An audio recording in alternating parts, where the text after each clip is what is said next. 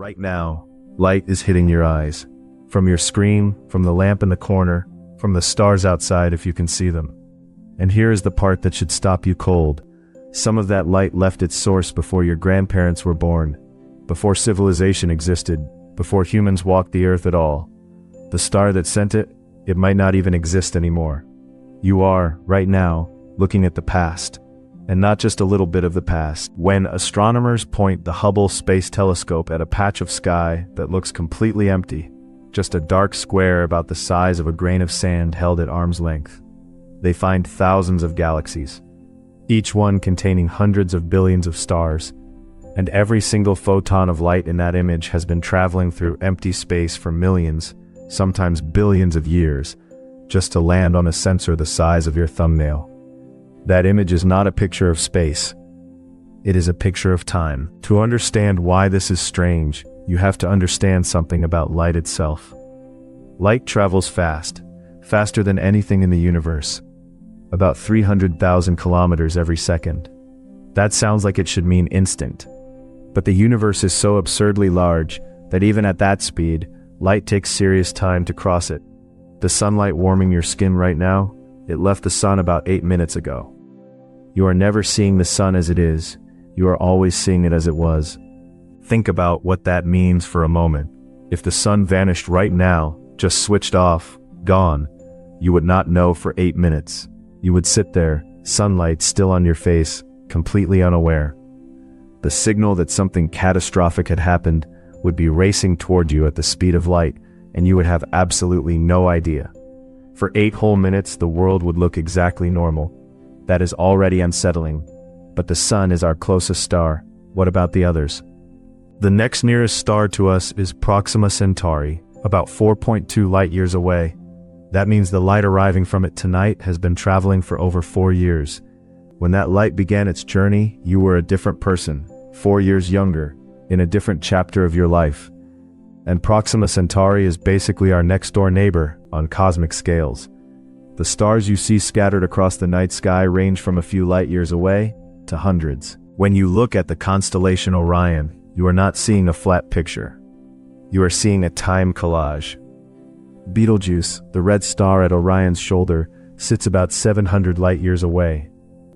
The light you see from it left during the Middle Ages, when the Black Death was sweeping across Europe. Meanwhile, other stars in that same constellation are only a few hundred light-years away. Your brain assembles them into a neat pattern, but they exist across a vast tunnel of time, none of them actually next to each other at all. Here is where it gets genuinely strange. Betelgeuse is also a dying star. It is a red supergiant near the end of its life, and it will explode in a supernova at some point, possibly within the next 100,000 years, possibly much sooner, possibly already. Astronomers are not sure, and that uncertainty reveals something profound. When you look at Betelgeuse tonight, you are seeing it as it was in the 1300s. It could have exploded 500 years ago, and you would not know yet. The news is still on its way. When a star goes supernova, it briefly outshines an entire galaxy. Billions of stars washed out by one single explosion. If Betelgeuse goes, it will be visible in broad daylight from Earth. People will see it, point at it, name it, and astronomers will know that what they are actually seeing happened hundreds of years before anyone alive was born. The celebration, the awe, the news coverage, all of it will be a reaction to something ancient. This is the thing about light that is so hard to internalize. We treat seeing as synonymous with now. If you see something, it is happening. But that instinct evolved for a world where the distances are small. A predator 30 meters away, a fire on a hillside, a friend waving across a field. At those distances, the travel time of light is irrelevant. But scale up to cosmic distances and seeing becomes a form of archaeology. Astronomers sometimes talk about something called the observable universe. It is a sphere around Earth, about 46 billion light-years in radius, defined not by what physically exists, but by what light has had time to reach us since the Big Bang. Beyond that boundary, there could be more galaxies, more stars, more everything, but their light simply has not arrived yet. We cannot see them. They are hidden not by distance exactly, but by time. The universe has a horizon, and it is made entirely of light travel delay. And here's the twist that changes how you see everything. Because the universe is expanding, and expanding faster the farther out you look, some of those distant galaxies are actually moving away from us faster than light can cross the gap.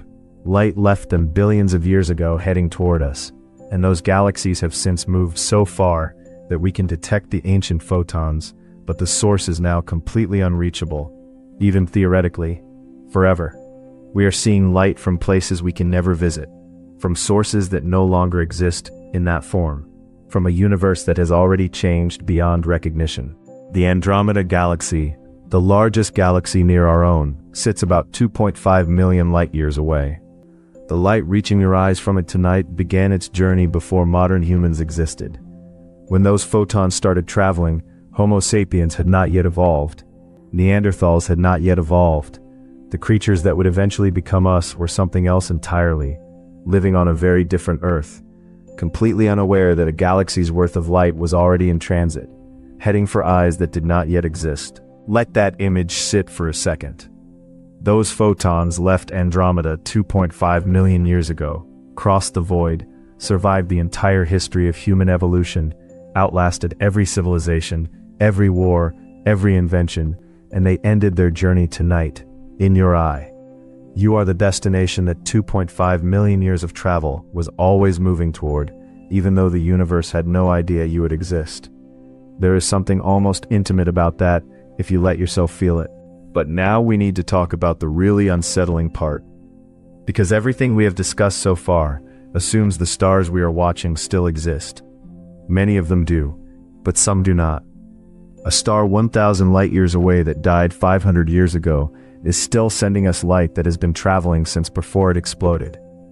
To us, it looks perfectly normal, sitting in the sky, doing what stars do. It passed away centuries before any living person was born, and we still see it, every night, shining faithfully. We do not know which ones. That is the honest answer. Astronomers can estimate stellar lifespans with great accuracy. A star's mass tells you a lot about how long it will burn. But whether any specific star you can see with the naked eye has already gone dark without us knowing, we would have no way to detect it until the light from its death finally arrives. Some of what you see in the night sky tonight is almost certainly already gone. The sky is partly a graveyard, and the gravestones are still glowing. There is a word for this in astronomy: a ghost. Not literally, but the concept is used informally, a ghost star still visible long after it has died. And the further you stare into space, the more ghosts you are surrounded by. Some of the galaxies visible in that Hubble deep field image may no longer exist in any recognizable form.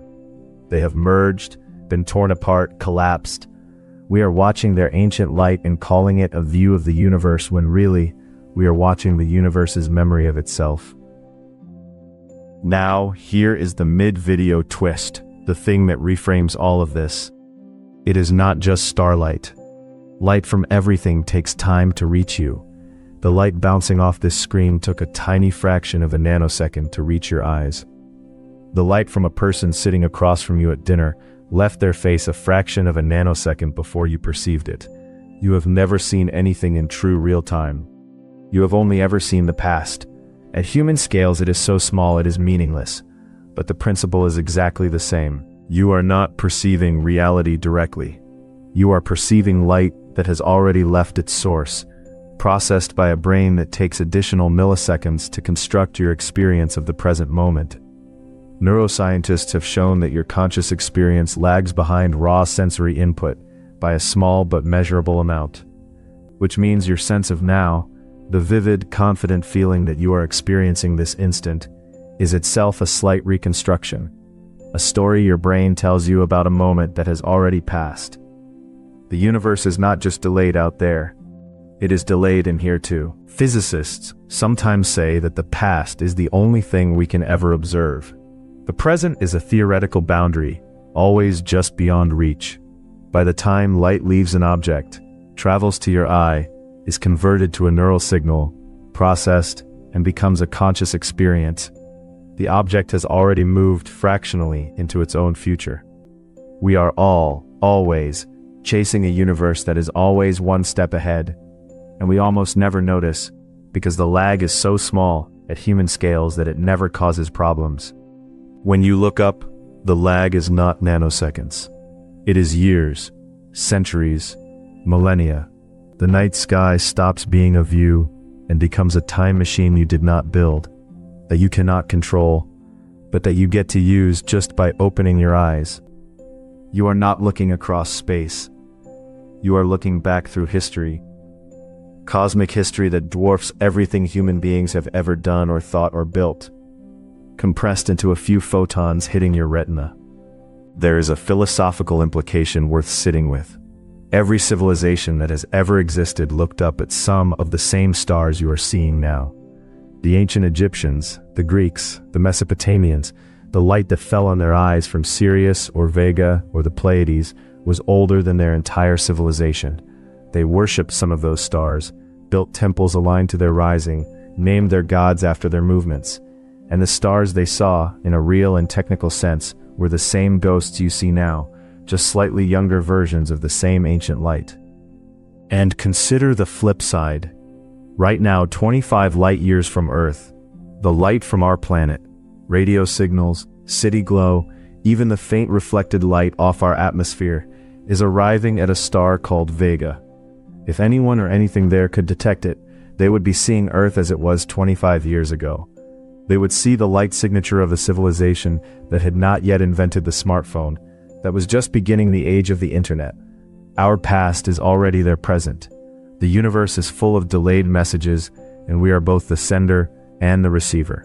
This raises an almost unbearable question. If there is intelligent life somewhere out there, and the universe is large enough that many serious scientists think it is not unreasonable to wonder, what are they seeing when they look at us? They are not seeing us now. They are seeing whatever version of Earth the light travel delay delivers to them. Some of them far enough away might be seeing the Earth before humans existed. Others might be watching the pyramids being built. Nobody out there is seeing us as we are right now. And in the same way, if we ever detect a signal from another civilization, we will be meeting their past. We will be responding to a message sent by beings who, by the time we hear it, may have risen and fallen. The two-way conversation would span lifetimes, centuries, depending on the distance. Contact might already have happened, their signal already traveling toward us, and we simply have not received it yet. The universe is full of messages already in transit. We are surrounded by conversations we cannot yet hear. So here is what we actually know, assembled together. Light is not instant. The universe is vast. Every observation is a look backward in time. The night sky is a layered archive of different historical moments, all arriving at once. Some of the stars you see are dead. The feeling of now is itself a construction with a tiny built-in delay. And the universe is expanding so fast that some of its light will never reach us at all. Whole regions already severed from us forever. We are not observers of the universe. We are recipients of its ancient mail. The payoff, if there is one, is this. The universe is not showing you itself. It is showing you its history. Every time you look at the night sky, you are not seeing what is. You are seeing what was, a composite of 1,000 different historical moments, stitched together by your eye into something that looks like a single view of a single night. The sky you see is a mosaic made from different centuries, different millennia, all pretending to exist simultaneously. And yet you see beauty, pattern, even meaning. That is not a flaw. That is what human perception does. It builds meaning out of the ancient, and the distant, and the uncertain. The next time you step outside on a clear night, remember, you are not standing under the sky. You are standing at the receiving end of the universe's memory. The light touching you right now has crossed distances your mind was never built to comprehend, survived billions of years of empty space, and landed of all the places in the universe it could have gone, on you. Some of it came from stars that no longer exist. All of it came from a past you cannot visit. And the question worth carrying with you is this. If everything you have ever seen is already a fraction of a moment behind reality, what exactly is the present? Does it exist at all?